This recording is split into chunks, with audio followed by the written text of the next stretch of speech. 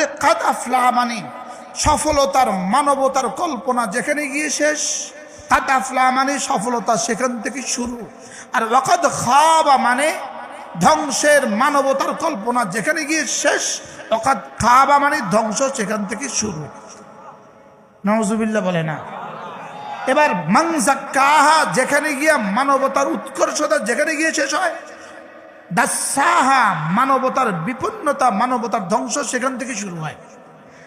কাদ আফলার বিপরীত শব্দ ওয়াকাদ খাবা, আর যাক্কার বিপরীত শব্দ দাসাহা। তাহলে পরিষ্কার করলে কামিয়াব, এবার দাসাহা অপরিষ্কার করলে নাকাম। অপরিষ্কার করলে কি? এবার অপরিষ্কার করা কুফরি দিয়ে অপরিষ্কার করা, বলেন কি দিয়া? কুফরি দিয়ে কি অপরিষ্কার করা। তাহলে পৃথিবীতে কোনো কাফের সফল হইতেই, আবার বলেন কাফের কি হইতে পারে না, সফল হইতে পারে না। তাহলে ইসলামী আন্দোলনের নামে কোনো বেঈমানকে নমিনেশন দেওয়া যাবে না। কি কইছি কোন? কোনো বেঈমানকে কি করা যাবে না বলেন। যদি ওই জায়গাতে 100% ভোট থাকে হিন্দুর, তো এক মুস্তাকিল হিন্দু ওখানে হেঁটে নির্বাচন করুক, আমার কোনো আপত্তি নেই, লেকিন ইসলামের নাম দিয়ে আসতে পারবে না। মনে বুঝেন না? আরে ইসলামের নাম দিয়ে মুসলমান ইসলামী হুকুমত কেমন হবে? ইসলামের নাম দিয়ে হিন্দু আবার ইসলামী হুকুমত হয় কেমনে? তাহলে এটা আমাদের প্রাণের দাবি। আওয়াজ তুলতে হবে, দিকে দিকে আওয়াজ তুলতে হবে। এটা দিকে দিকে কি তুলতে হবে বলেন? কি বলছি? কোন হিন্দুকে ইসলামী আন্দোলনের নামে নমিনেশন দেওয়া ইসলাম। কোন হিন্দু জীবনে কামিয়াব হইতে পারে? কোন হিন্দু কামিয়াব হইতে পারে? কামিয়াবির যে তরজমা, এই তরজমার মধ্যে ঈমান শর্ত। সুবহানাল্লাহ বলেন। কাদ আফলাহাল মুমিনুন, প্রথম শব্দই জুড়ে দিয়েছেন মুমিনুন, কামিয়াব। এই ওই আয়াতে কারিমার 11 আয়াত আমি আপনাদের ওই মাঠে বলেছিলাম কয়েক বছর আগে। হ্যাঁ না, ওই মাঠে স্কুল মাঠে একবার এই আয়াতগুলো আমি পড়ছিলাম। আমার হুজুর আমাকে বলে দিয়েছিলেন যে এই আয়াতগুলো পড়তে হবে। তাইলে ঈমান ছাড়া কেউ কামিয়াব হতে পারে না। ঈমান ছাড়া যেখানে দেখবেন আপনি কামিয়াব, সফল সফল সফল, এই সফলতা যেখানে গিয়ে শেষ হয়, এরপর থেকে ব্যর্থতা শুরু হয়। এরপর থেকে ব্যর্থতা কি হয়? আচ্ছা, গত 17 বছরের এত বড় সফল, চারবারের সফল প্রধানমন্ত্রী, সফল নারী প্রধানমন্ত্রী, সারা পৃথিবীতে তার চেয়ে সফল কোনো নারী আর জন্ম হয় নাই। লেকিন গত 17ই নভেম্বর ফাঁসির রায় হয় কেন? মাত্র 580টা মামলা হয়েছে। নুরু বাত নিবি, মাত্র 580টা। নুরু মাত্র শুরু, নুরু মাত্র কত মামলা হয়েছে? তো কত সফল হলে 580টা মামলা খায়? এটা কি শেষ না শুরু? তাইলে বোঝা গেছে দুনিয়ার বিবেচনায় সফলতা যেখানে গিয়ে শেষ হয়, সেখান থেকে ব্যর্থতা শুরু হয়। সেখান থেকে ব্যর্থতা কি হয় বলেন? আর ইলম, ঈমান, আমল ও তাকওয়ার এখানে ব্যর্থতা বলতে কোনো শব্দ নাই। আমাদের তারেক জামিল দামাত বরকাতুহুম তিনি বলেন, ইহা হারনা নেই, ইহা হারনা নেই, ওহা জিতনা নেই। বলে ইসলামে হারা নাই, আর ইসলাম ছেড়ে দিলে জিতা নাই। ইমানে কি নাই বলেন? হারা নাই। আর ইমান ছেড়ে দিলে কি নাই বলেন? ইমান ছেড়ে দিলে কি নাই? জিতা নাই। এখানে কোনো হার না নাই, এখানে কোনো হারা নাই, এখানে কোনো কি নাই বলেন? ইমান আমল ঠিক রেখে বলেন, ইমান আমল ঠিক রেখে যে ফকির সে অচিরেই বাদশাহ, আর যে ইমান আমল বাদ দিয়া বাদশাহ সে অচিরেই ফকির, চির ফকির, চিরদিনের জন্য ফকির। সে শুধু ফকির নয়, ফকিরের ঘরের ফকির। কি বলছি বলেন? কে? ইমান আমল ছাড়া, ইমান আমল ছাড়া ব্যক্তি কি বলেন? ফকিরের ঘরের। আর ইমান আমলওয়ালা ফকির, অচিরেই বাদশাহ। সুবহান।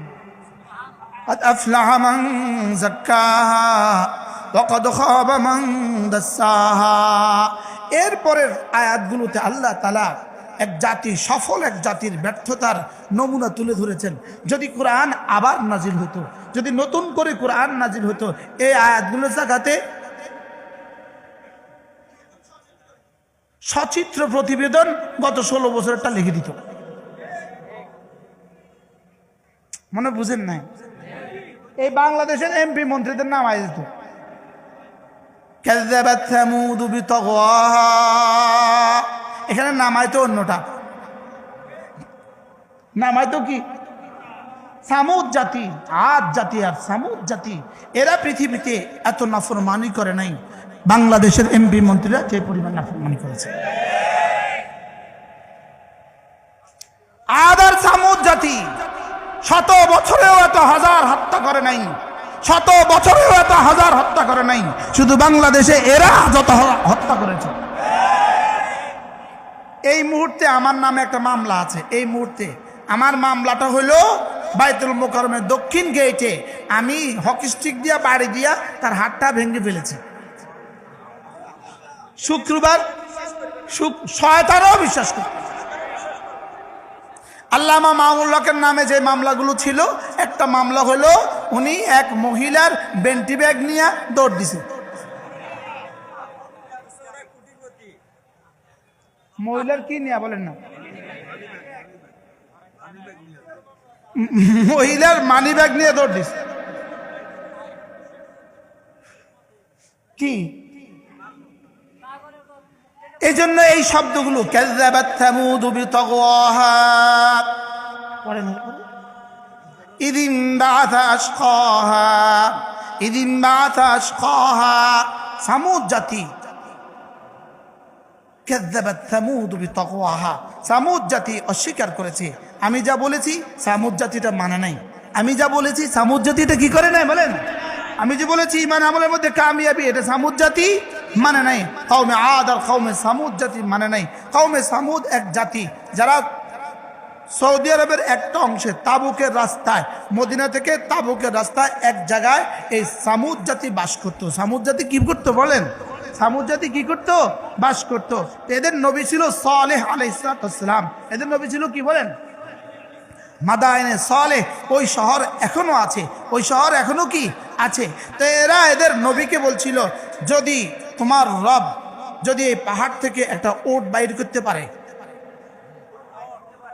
পাহাড় থেকে কি আমরা ঈমান আনবো।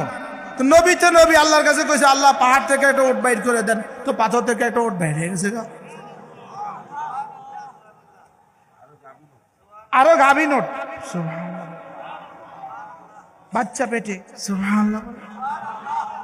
এবার ওট বের হয়ে গেছে। এবার ওটে কি করতে শুরু করছে? মাঠে যত ঘাস আছে সব সে একা খায় ফেলে। কি